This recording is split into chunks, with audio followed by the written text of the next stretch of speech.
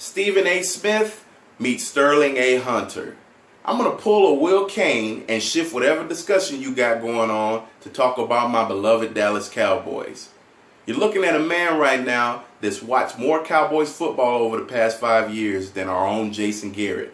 And that's because he's too busy clapping to actually watch the games. I'm going to discuss with you why the Cowboys made a big mistake in cutting Dez Bryant. And the key number in this discussion is the number 9. And no, that's not for Tony Romo. Dez Bryant signed a huge free agent contract in 2015 and then proceeded to play in 9 games because he got injured. And even in some of those games, he came back too early to help his team and wasn't 100%. So his numbers that year, 400 yards with 3 touchdowns. Fast forward to 2016, we draft Ezekiel Elliott, which means that we're going to be a run-first football team more than likely, even with Romo in the lineup. But guess what? Romo gets hurt, and Dak Prescott is the quarterback that plays that year. So you've got all kinds of factors in there that affect wide receivers on that team.